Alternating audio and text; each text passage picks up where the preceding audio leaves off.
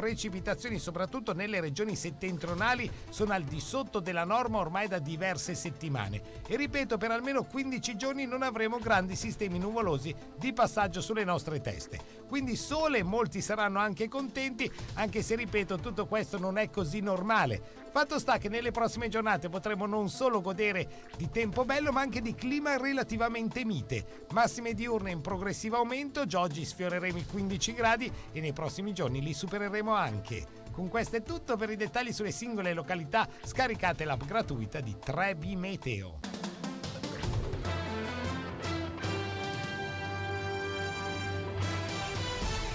L'economia e la finanza su Babboleo News. Cosa succede in Liguria col sottoscritto Fabrizio Valenza ogni giovedì con il professor Marco Cassinis. Ben trovato, professore. Buongiorno Fabrizio, buongiorno agli ascoltatori. Docente in economia ed esperto appunto di questioni economiche. È San Valentino. Sì, buon San Valentino, professore. Che ci puoi lasciare il cuore. Allora, cosa c'entra San Valentino con le questioni di finanza e di economia? Bene, abbiamo parlato anche già la settimana scorsa, così sviluppando le questioni che riguardano noi uomini nell'approccio a questa scadenza. Sì, che già che la chiamo scadenza dice tutto. Gli sta già dando un valore.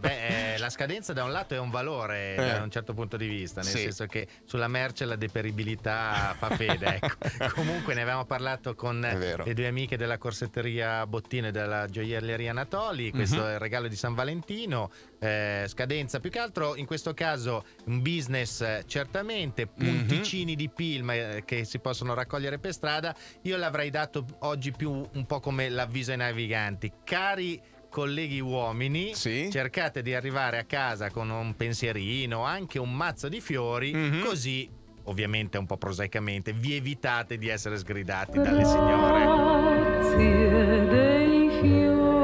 Come minimo un grazie ve lo prende, insomma. Certo, almeno vi prendete il grazie. A proposito di Grazie dei Fior, settimana scorsa abbiamo anche chiacchierato del Festival di Sanremo che ci ha lasciato una coda polemica pazzesca, ma questa la lasciamo a chi si occupa di canzoni e di politica, anche perché poi c'è stata una commistione forse non richiesta, non voluta. Beh, non so, forse Sanremo come festival si nutre anche di queste cose, quindi abbiamo il nostro discorso del San Valentino che fa girare qualche punticina, abbiamo il Festival di Sanremo che sul territorio sanremese e ligure fa anche lì girare denaro come evento di costume. La televisione mi auguro tranquillamente che non solo a Sanremo ma ampiamente nei dintorni di tutta la provincia, hotel, ristoranti avessero il tutto esaurito. Il festival, per quanto riguarda la RAI, i suoi risultati se li è tranquillamente portati a casa. Se guardiamo, diciamo, il costo ricavo 31-32 milioni di euro di incassi pubblicitari e un 17 circa spesi, quindi direi che il margine che la RAI mette in tasca positivo. Analisi costi-benefici che insomma sono, non so se ricada sulla tasca degli italiani in questo senso, mi pare un po' troppo lontana nelle tasche della RAI, però invece nelle tasche della Riviera dei Fiori qualcosa ci eravamo chiesti, ma i fiori di quando eravamo piccoli che si vedevano sul palco ci sono ancora? Che fine hanno fatto? Sono sempre una parte importante del prodotto interno lordo della nostra regione? Sì, lo sono, nel senso sul palco sono meno presenti, anche per motivi ormai di sicurezza, tutta una serie di cose, scenografie, movimenti della scenografia, quindi questo impatta meno, ma all'esterno certamente. Diciamo che vedevo due dati della Coldiretti, per esempio, floricoltura in Liguria 95% è tra le province di Imperia e Savona, con 3.200 aziende di fiori e piante ornamentali in provincia di Imperia e circa 1.000 nella provincia di Savona, quindi una parte di economia importante per il territorio che col festival ha una sua vetrina, ma sono 12 mesi all'anno in cui si lavora intensamente. Si lavora con l'export sicuramente. Si lavora tanto con l'export e nel contempo parte proprio a breve una manifestazione a Milano, una fiera internazionale legata ai fiori e alla floricoltura che è My Plant and Garden. Ce ne parla Valeria Randazzo, che è la responsabile di questa fiera. Devo dire che la manifestazione in solo 5 anni è cresciuta tantissimo, tanto da raddoppiare i propri espositori e visitatori. Avremo infatti nella prossima edizione più di 700 presenze, 200 delegazioni di buyer internazionali e oltre 80 tra convegni ed eventi. Il settore italiano del florovivaismo sta tornando ad essere di grande interesse per i mercati globali. Negli ultimi 2 anni si è registrato un aumento del 10% delle esportazioni, arrivando al record storico di 822 milioni di euro di vendite all'estero nel 2017. Tra le regioni che hanno maggior valore produttivo troviamo sicuramente per il vivaismo la Toscana, la Lombardia e la Sicilia, mentre per il mercato di piante e fiori il primato ce l'ha la Liguria con ben il 29,4% della produzione nazionale. Questo nonostante una questione logistica che vorrei che lei affrontasse. No, infatti è corretto, perché le questioni economiche poi, come ci aveva sottolineato Romano Prodi, sono molto complesse. Ecco, a parte questa cadenza velocità, in calare, sì. no, nel senso che sono fenomeni da esaminare in varie ottiche, in varie sfaccettature. Mercato dei fiori, il Festival di Sanremo può essere una vetrina, l'export, la presenza sui terreni, vocazione turistica contro produzione. L'export come si fa? Con contatti commerciali certamente, con un paese forte alle spalle, ma c'è una questione di logistica dei trasporti. Ecco, ai tempi, come siamo messi noi? Beh, ai tempi magari coi treni arrivavi fino in Russia, a San Pietroburgo, non so se col Trans-Euroxa Express o anche. cosa, piuttosto che l'aeroporto lì a Villanova d'Albenga. La questione è che adesso a molti conviene fare trasporto su gomma, 1200 km, arrivare aeroporto Amsterdam, centro logistico d'eccellenza. Praticamente solo quell'aeroporto fa tutta la movimentazione cargo che fa l'Italia, Okay. Cioè 3 volte Malpensa, che è l'hub di riferimento in Italia, Con tutta l'economia che ne consegue. Certo, se uno pensa quindi a uno spostamento di 1200 km e alle logistiche conseguenze, i costi all'estero sono più bassi che a spedirli da casa nostra. Questo comunque è importante da capire, ma anche un disagio nella gestione del business da parte delle imprese, ma è un'opportunità che ci perdiamo sullo sviluppo del nostro PIL e del nostro business. Abbiamo a Genova un aeroporto, potrebbe essere utile approfondire questo discorso, non partendo proprio da quello che sono i costi, ma da quelli che devono essere i costi per le imprese. Le nostre strutture devono essere a beneficio delle imprese.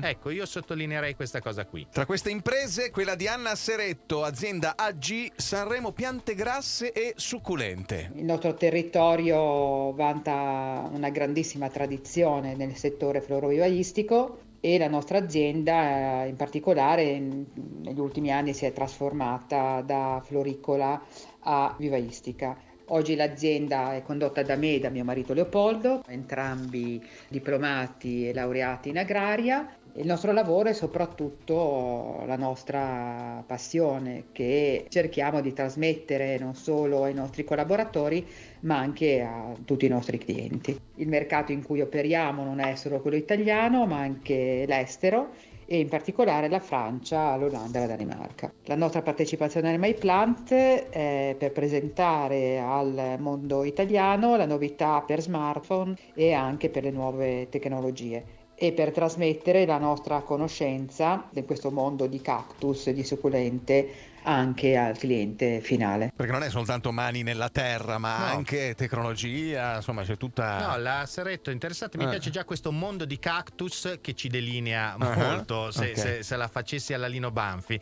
No, la questione è una bella azienda, 4ª generazione, marito e moglie che lavorano all'interno, profilo tecnico sulla parte quindi di agraria, ma già il discorso del diploma fondamentale, proseguita con l'università, ma credo che gli strumenti, gli arnesi del lavoro li abbia dati la scuola superiore.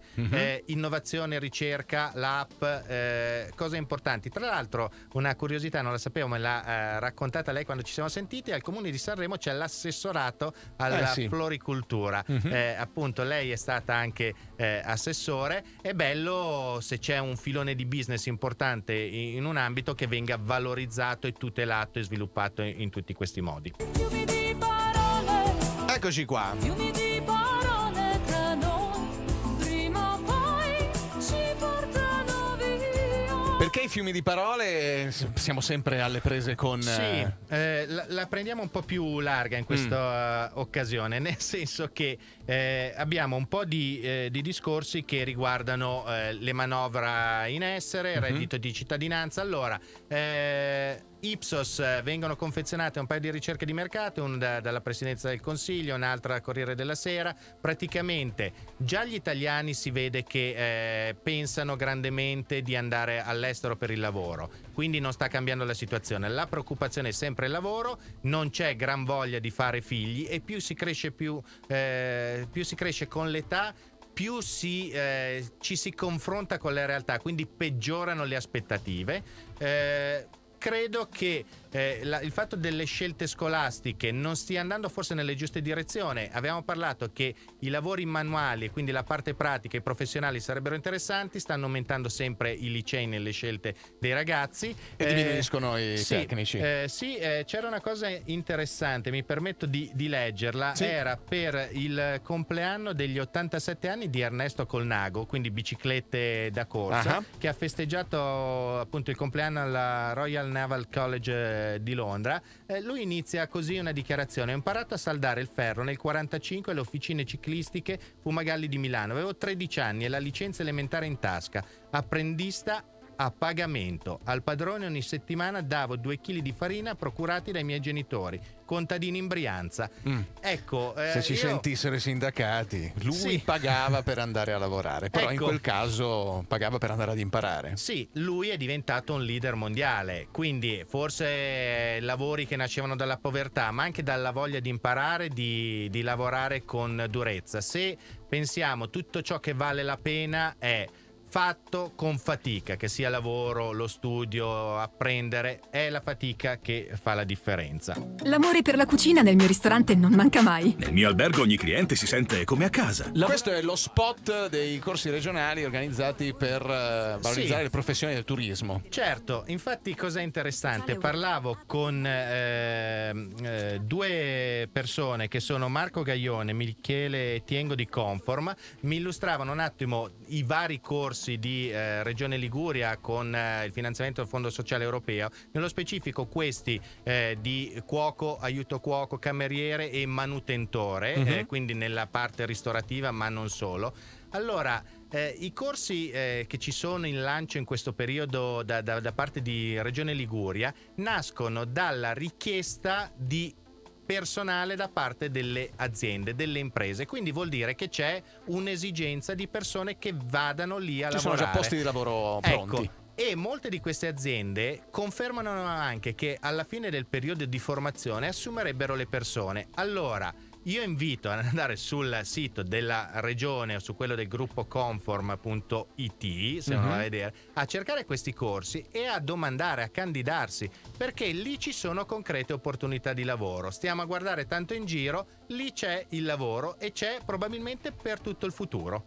L'economia e la finanza ogni giovedì su Babboleo News. Cosa succede in Liguria? Spazio ad 1 minuto di notizie dalla nostra regione, poi torniamo per parlare di TAV, di Banca Italia, di un sacco di altre cose. Carne all'americana, pizzeria ed hamburgeria gourmet. Tutto questo è Ferro e Fuoco. E da oggi una promozione al giorno. Pizze gourmet super scontate, pasta fino a dire basta e all you can meat, carne fino a che ce la fai. Trovi il calendario delle promo su ferroefuoco.net e su Facebook. Ferro e Fuoco a Pegli e a Genova, in via Quattro Canti di San Francesco, angolo via Garibaldi. Grandi sconti sulle grandi marche. In Coop e Ipercoop trovi fino a 1500 prodotti delle grandi marche scontati del 30, 40 e 50%. Iniziativa valida fino al 28 febbraio per tutti i clienti in tutti i punti vendita di Coop Liguria. Operazione soggetta a limitazioni. Maggiori informazioni a punto vendita. Babboleo News. Cosa succede in Liguria? 6 mesi dal crollo di Ponte Morandi, il mio pensiero oggi va prima di tutto alle 43 vittime e alle loro famiglie. Lo sguardo è sempre rivolto verso il futuro, per la Liguria e per tutti i cittadini che non si sono mai arresi nonostante le difficoltà.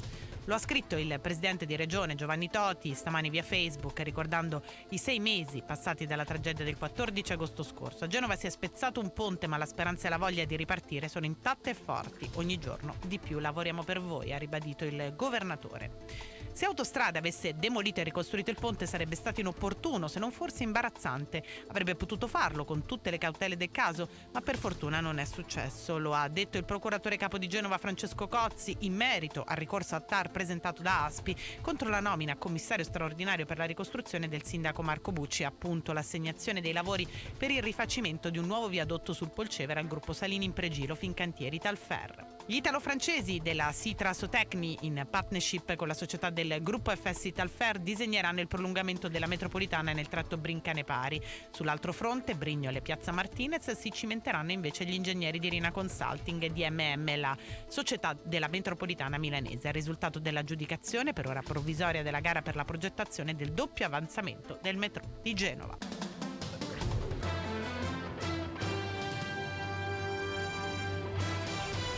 L'economia e la finanza ogni giovedì su Babboleo News. Cosa succede in Liguria? Con me Fabrizio Valenza e col professor Marco Cassinis. Parliamo della Banca d'Italia. Banca d'Italia, nel senso che periodicamente si parla della Banca d'Italia, come si è parlato delle presidenze dell'INPS, della Consob. Tema attuale perché c'è o una voglia di cambiare le persone o le regole o cosa. Queste istituzioni sono indipendenti, dovrebbero restare tali. Un conto è che i governi, ovviamente il Parlamento, vigilino sul modo di lavorare, ma l'indipendenza è fondamentale, fa da contrappeso dei poteri negli anni e nei colori che si susseguono. E già il fatto che si mette in discussione la stessa indipendenza, certo, forse. E tra l'altro credo che noi come Italia non è che si abbia un gran bisogno anche verso l'estero, poi io ragionerò male, ma non è il caso di dare ulteriori scosse alla nostra credibilità. L'obiettivo di questo governo è fare in modo che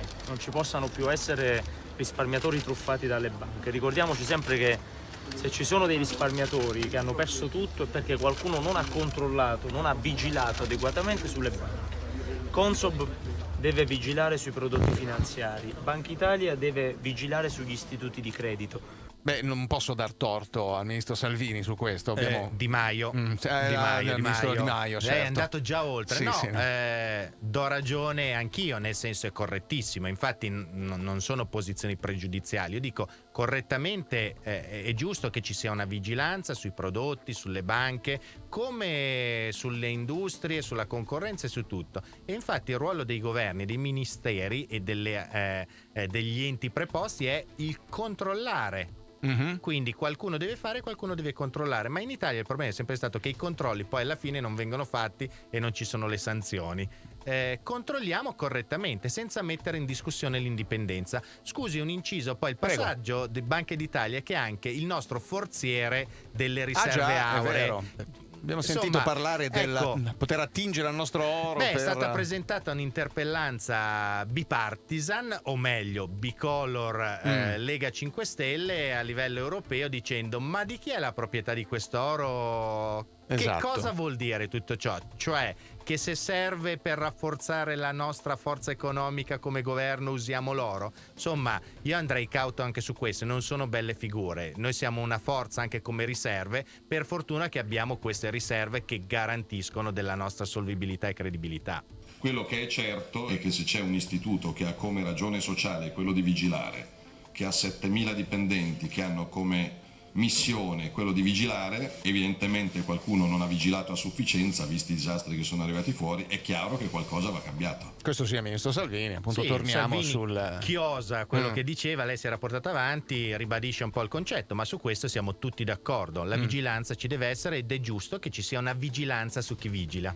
La mia domanda è un po' sullo stesso tono, non intendo commentare le dichiarazioni dei politici e dei parlamentari o dei membri di un governo. Una cosa è chiara però, l'indipendenza della banca centrale va assolutamente rispettata. Questa è la traduzione di ciò che ha detto Moscovici sull'indipendenza. Lui e Dombrovskis che seguirà li abbiamo avuti vicino nell'iter di approvazione del DEF, della finanziaria.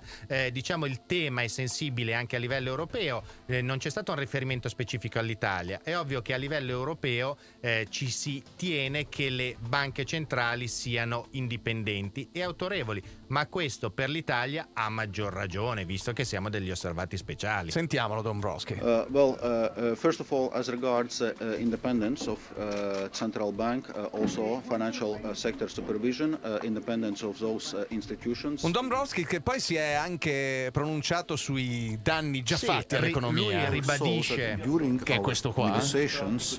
Prego, professore. Sì, lui ribadisce quello che ha detto appunto Moscovici, ma dice, fa un passaggio un po' più interessante, cioè l'Italia si è rimessa sulla strada col discorso del DEF, la parte politica della manovra, con politiche fiscali più sensate eccetera, ma il danno all'economia l'Italia l'aveva già fatto o l'aveva subito. Diciamo che l'Italia l'aveva subito, il governo l'ha fatto. Ecco, io qui mi chiedo, dato che in passato si parlava che nessuno deve essere immune, esente da certe situazioni di giudizio, tipo la magistratura, veniva detto, Forza Italia, Lega, eccetera, per il 1,5 miliardi di ulteriori interessi che abbiamo pagato per lo spread, eventualmente, ecco, se ci fosse, se tutto fosse sbagliato, cioè chi paga? Che io e lei stiamo pagando quei tassi di certo. interessi. Oppure ho qualche amico che i figli sono rimasti a casa perché col decreto dignità non sono stati prolungati i contratti a tempo determinato. Chi cioè paga? Queste cose chi le paga?